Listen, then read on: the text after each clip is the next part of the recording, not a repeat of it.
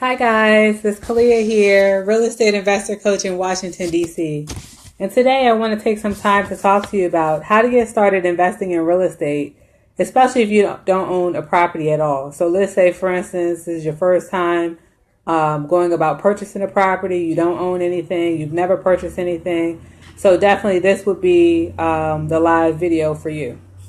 So again, Kalia Holtz-Raleigh here in Washington, D.C., real estate investor coach. And let's go ahead and get started.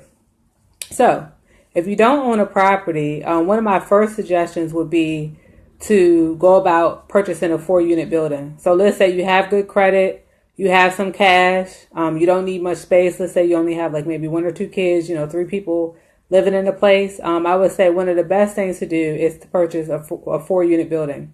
And the reason why I suggest this is because if you're looking to buy a house, basically, if you purchase a 4-unit building, that's still considered as your prime. You can consider that, or a lender would consider that as your primary residence. So they wouldn't consider it as an investment property. So the rules that would apply to a primary purchase in a primary residence would apply for this. And so you can live in 1 unit. Let's say you have a 4-unit building, you can live in 1 unit and be able to get the experience of renting out the other units. So you would need, of course, your credit score for approval. Your debt to income ratios have to be there. You do have to have cash for your down payment and closing costs.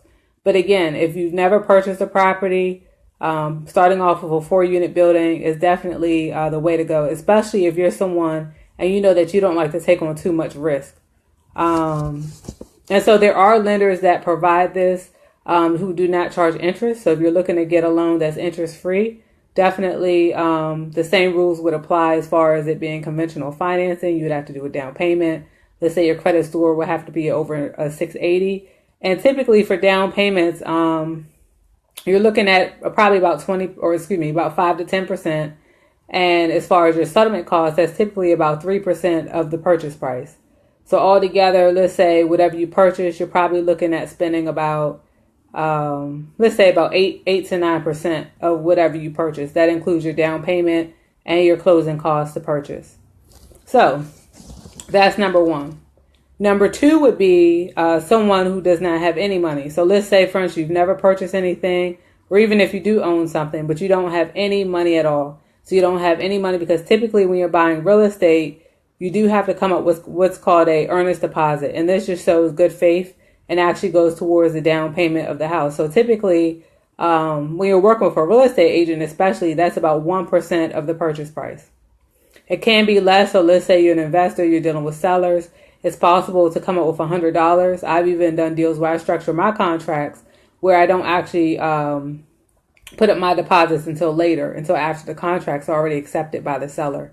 But again, if you don't have, you are expected to put up this money before closing.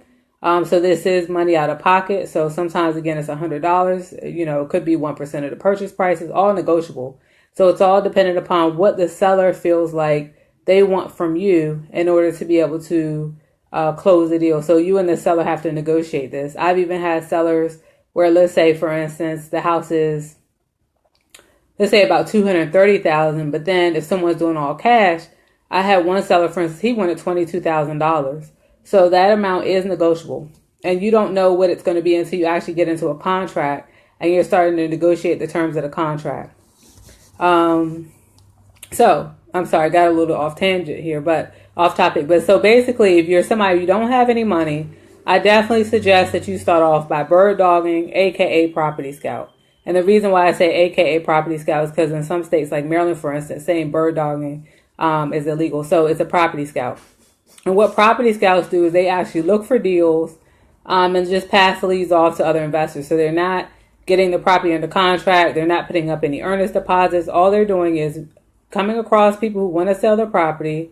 Let's say they're in distress. They're going into foreclosure. It's a vacant property, whatever the case is. And of course, in a situation like that, you have to look at how much effort you're putting into it.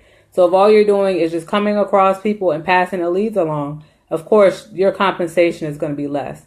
Some investors will pay you by the lead up front.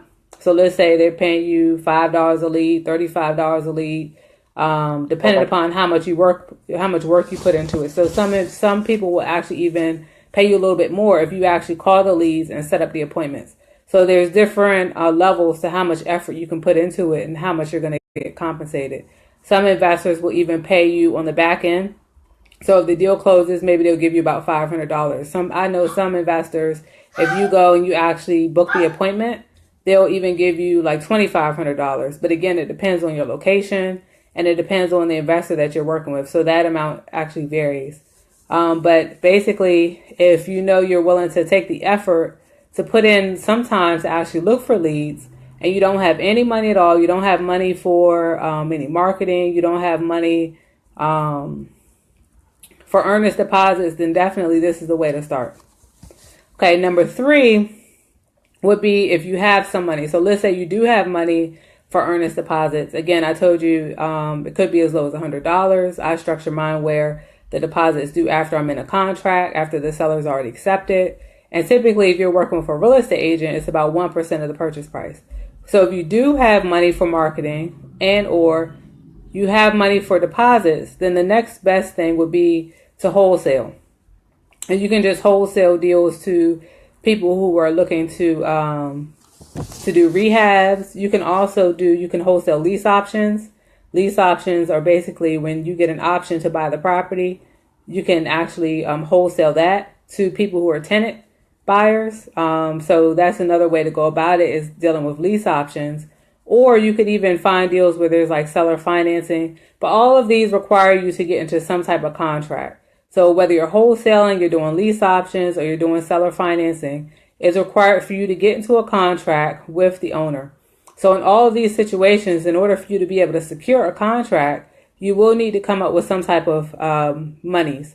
So the monies would be like basically just in good faith, but you would need some money to work with. And so the last one that I have when you're getting started in investing would be to, if you have money and you're willing to take on more risk, so you know you have money for deposits, you have money to do construction or whatever else the case is, the next best thing would be flipping. But flipping to me requires a lot more risk. So if you don't really know what you're doing, I definitely suggest that you partner up with somebody who does know what they're doing. And more than likely, if you have a great deal, maybe they'll go ahead and partner with you. Either that or they're going to want some type of money in the deal. So maybe you're paying them for mentorship or something like that. But definitely, if you're willing to take on risks, you want to make more money, you have money to work with, then flipping may be the avenue for you.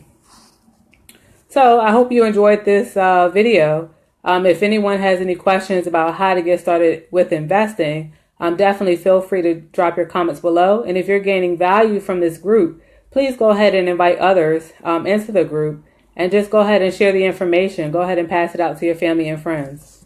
And another suggestion that I have, because I know real estate can seem very daunting. And of course, you're talking about something here where you're looking at, it's an investment. You're talking about making an investment.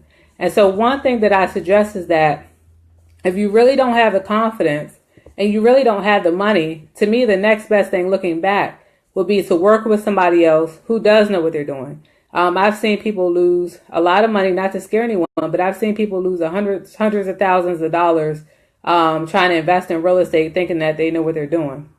So, I mean, I know there's a lot of groups out here. There's a lot of people out here. Some people are successful and they're able to do a deal. But really, you can waste a lot of time just trying to figure out things on your own. And really, you don't have a clue about what you're doing. So I would say that if you can't like partner with somebody, let's say they want money from you, you don't have the money. The other tactic would be to just basically apprentice under someone. So there are people who will probably let you help out with doing apprentice type work. Let's say you're analyzing comps from them, you're making offers. I've even had people, for instance, of course I have a real estate license, but who have offered for me to just make offers on properties and work with them that way. So, and I've had other agents where, investors approach you about doing this. So definitely I would suggest that if you don't have any money, you don't know what you're doing, you don't have the confidence. And so that's why bird dogging is a good way to start off, because with bird dogging, in that instance, you can still at least get your feet wet. So you would understand, okay, well, how to actually like look for leads. Because in real estate, one thing builds off of each other. So you would understand that, and then you can just start to network and meet people so that you can follow them around. You can be able to learn. Because if you don't know what you're doing, you can make costly mistakes. As I mentioned before, one of my partners is a real estate attorney, and I just see people always come to her with all these problems, but they really don't come to her until they've already encountered the problem because they didn't know what they were doing. So definitely I suggest that if you don't know what you're doing, you could even offer to work for somebody else, but don't just keep jumping out there. And then also too, what happens is a lot of times you'll end up burning yourself out. You could spend months and not get any deals. I mean, some people get lucky, but some people spend months and they don't do a deal and they end up quitting because really they don't know what they're doing. So I think you have to be honest with yourself and you have to be able to get in where you fit in. And I'm just saying that from experience. I know even for myself, as I told you, that I got in because I was working with a mentor. And there's a big difference too between somebody that's getting properties just to rent out versus people who are actually doing wholesaling and flipping and all these other strategies. So there is a difference. And again, so definitely I suggest getting where you fit in. Okay, and bye for now. If there's no questions, just go ahead and feel free to leave them in the comments. Bye-bye and enjoy your weekend.